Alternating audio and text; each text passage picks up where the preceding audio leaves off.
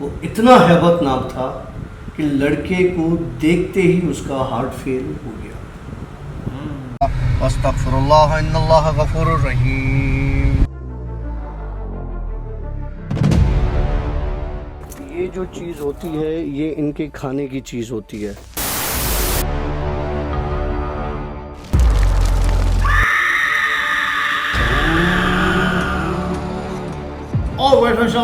Welcome to yet another the bhoot show की एक और स्टोरी के साथ मैं हूं आशी और हमारे साथ मौजूद हैं डॉक्टर काशिफ। अस्सलाम वालेकुम। कैसे हैं आप? अल्हम्दुलिल्लाह बिल्कुल ठीक ठाक है यार। मेरे ख्याल से अब ये सवाल चेंज करना चाहिए। अब ठीक तो नहीं है अब। हाँ, क्योंकि अब बार बार वही सवाल रिपीट करते हैं, लोग बोलते हैं वही चीज़ आ रही होगी इंट्रो की तरह। हाँ, अब ये है कि आप खुश तो नहीं है ना आजकल? नहीं, सही बता दिया करना यार, ठीक नहीं हूँ, कमर में दर्द है, सर में दर्द है, इस तरह बता दिया कर।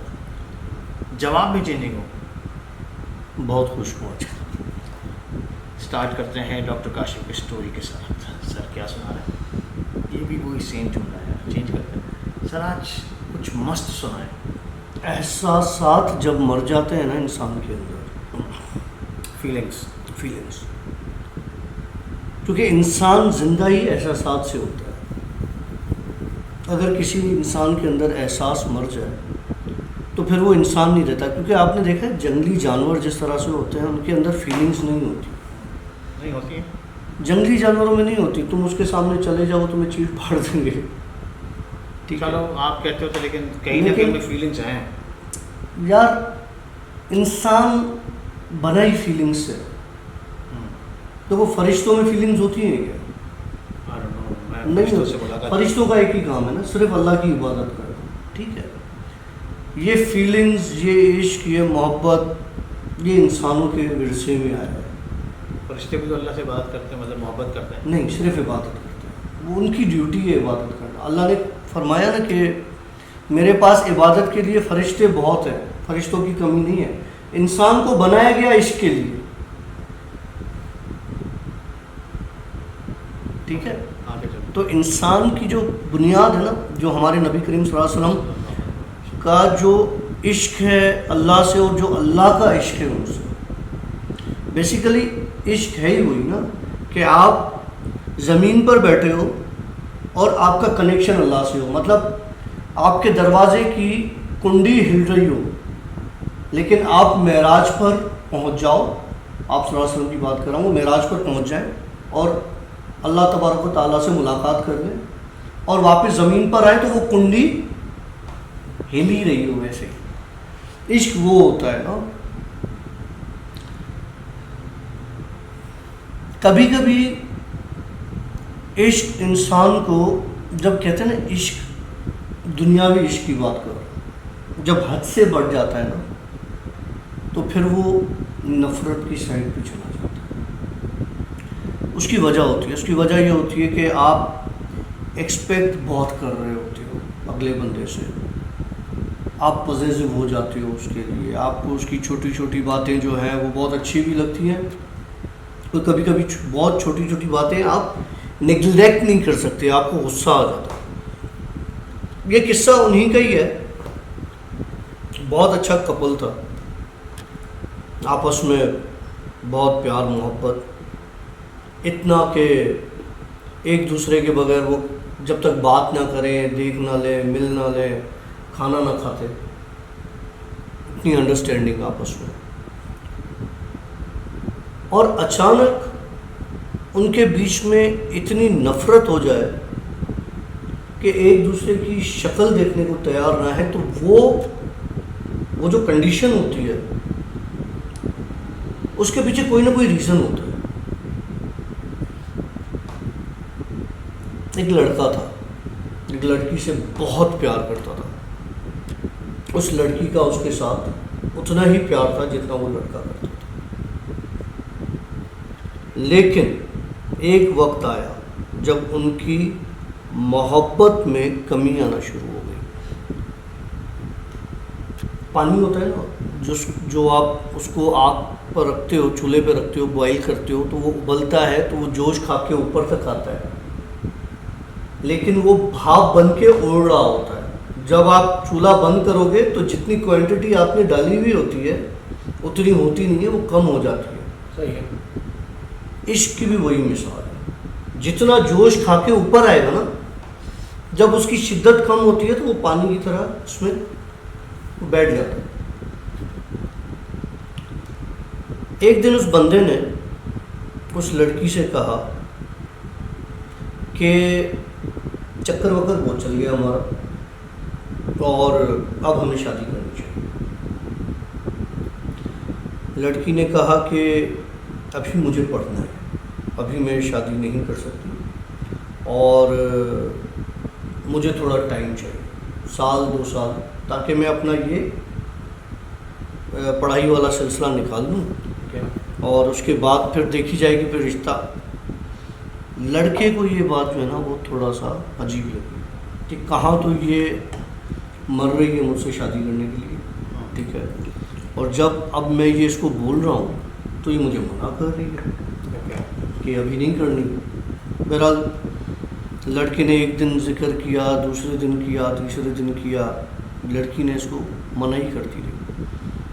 तो एक दिन ये हाइपर हो गया, इसने बोला कि तुम मुझे मना क्यों कर रही हो, जब मैं शादी की बात कर रहा हूँ, इज्जत से रिश्ता तुम्हारे घर पर आ रहा है, तो तुम्हें क्या प्रॉब्लम है? कहने लगी कोई प्रॉब्लम नहीं है, जिस दिन तुम्हारा रिश्ता आएगा उस दिन तुम्हारे घर से कोई ना कोई या तो बीमार पड़ जाएगा या मर जाएगा, और मैं नहीं चाहती कि तुम्हारे घर से कोई ऐसा वाकया हो या कोई हादसा हो।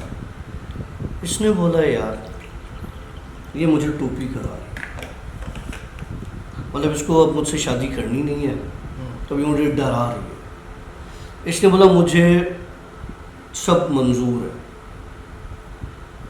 मुझे तुमसे ही शादी करनी है, मेरे घर से जिसने मरना है मरे, जिसने बीमार होना है हो, शादी तो ठीक है। लड़की ने बोला अच्छा तुम्हारी मर्जी है, मैं तुम्हें मना नहीं करती, तो तुम एक काम करो,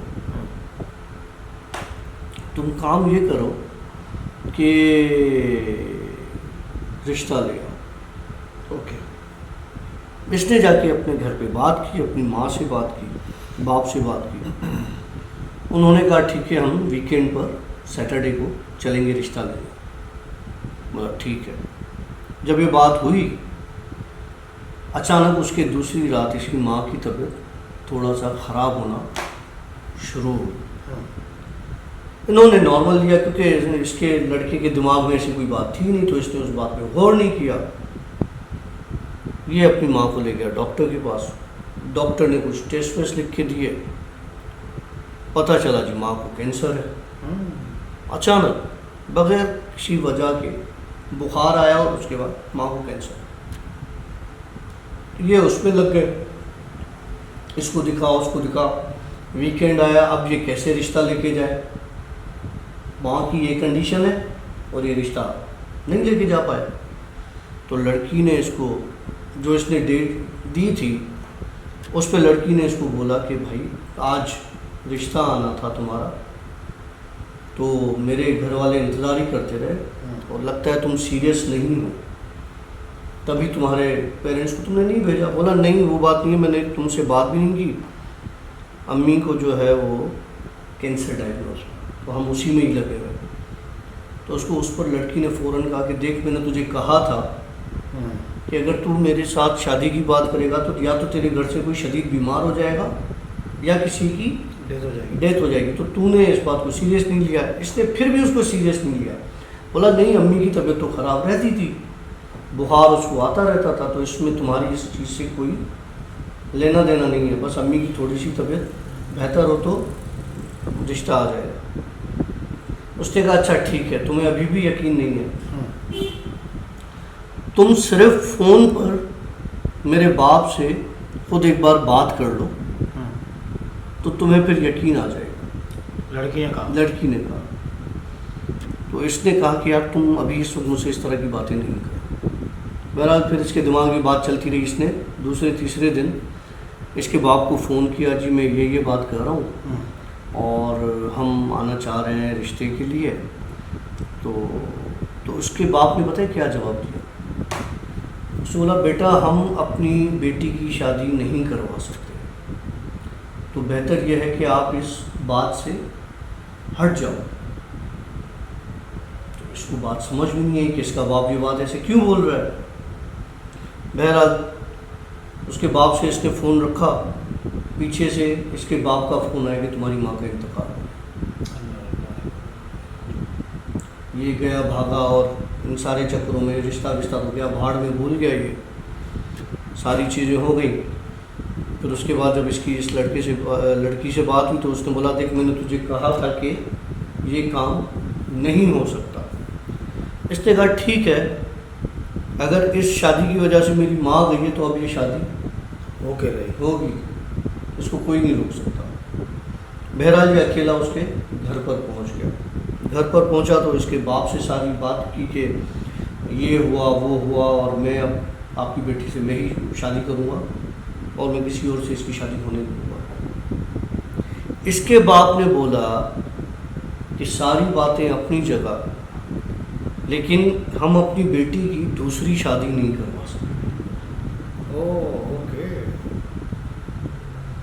अब ये परेशान कि दूसरी शादी, इस लड़की ने तो कभी मुझसे इस मुतालिक बात नहीं की। बोला ये तो कंवारी है।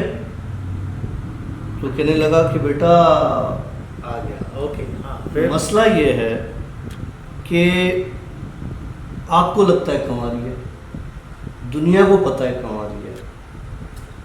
अच्छा, मैं यहाँ पर इस पॉइंट पर रह के सब दोस्तों को कहता हूँ, आपके दिमाग में क्या आया है कि इस लड़की की शादी किससे हुई थी? ठीक है, चल स्टोरी कंटिन्यू कर। तो उसकी शादी तो हुई है। तो अच्छा जी, अब शादी कैसे हुई थी? इसके बाप ने इसको बताया। ये लड़की से फ़ोन किया, वहाँ से जाने के बाद बड़ा लड़ाई की कि तूने मुझे धोखा दिया, तूने मेरे साथ ये किया, तुम पहले से शादीशुदा थी, तुम्हारे बाप ने मुझे बताया है, तुमने मुझसे कभी ये बात डिस्कस नहीं की। तो लड़की ने बोला तुम्हारा दिमाग ख़राब है, किसके साथ मेरी शादी हुई?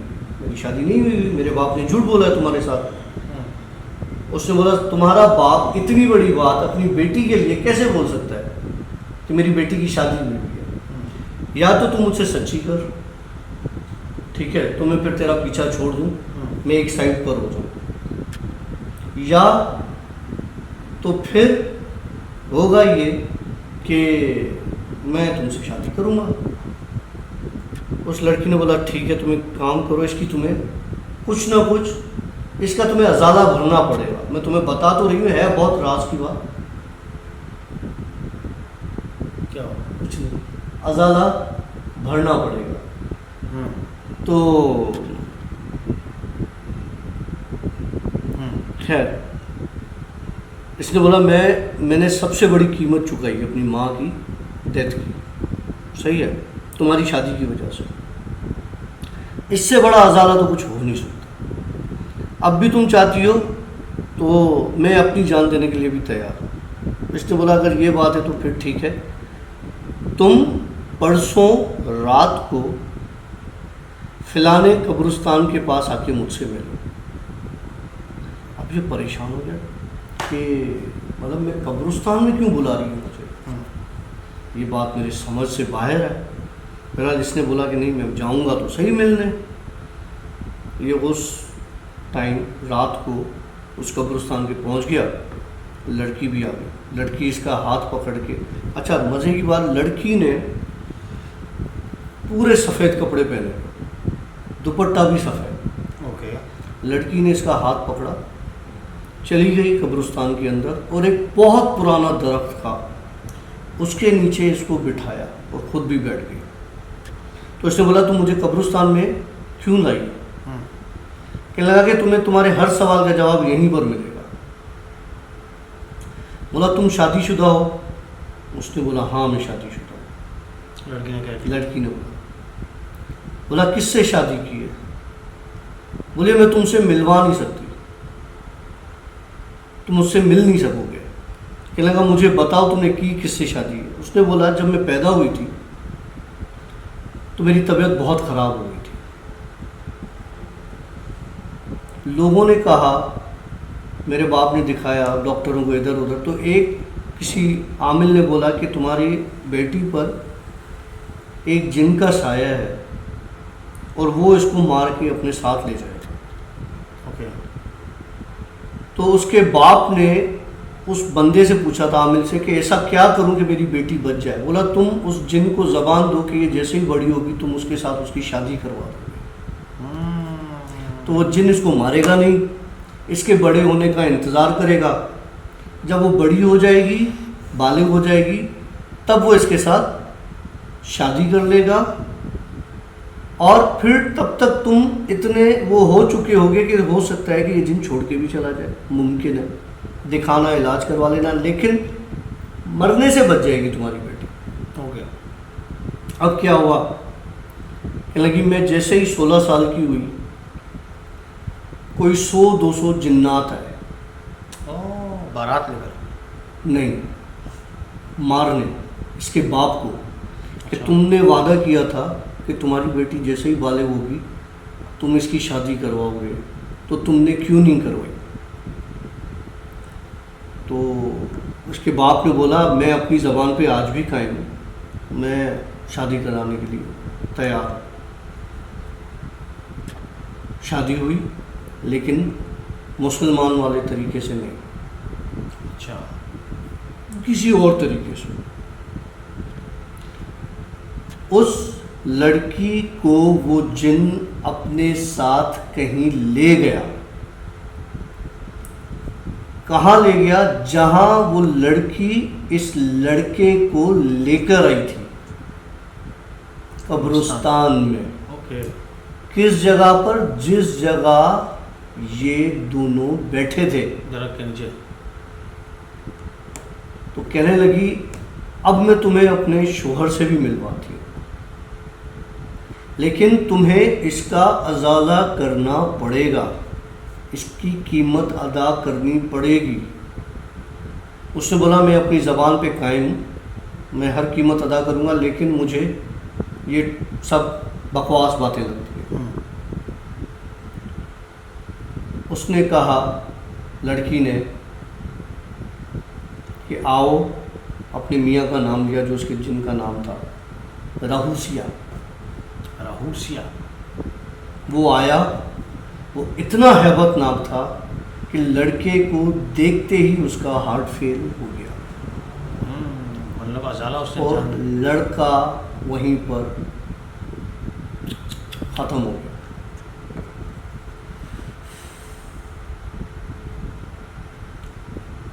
लड़कों तुम लोगों के लिए बड़ा ख़तरनाक मैसेज है ये। जो लड़की मना करे ना उसके पीछे नहीं जाना। हर लड़की के पीछे मत भागते फिरा करो, शर्म करो, शर्म करो, शर्म करो।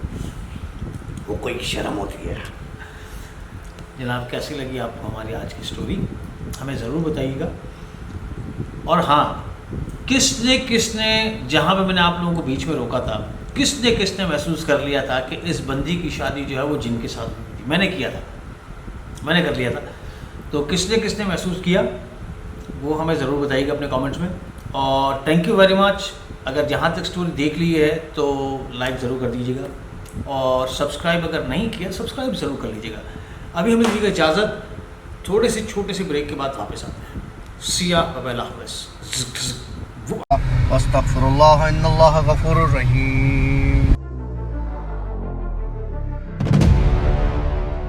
ये जो चीज़ होती है ये इनके खाने की चीज़ होती है।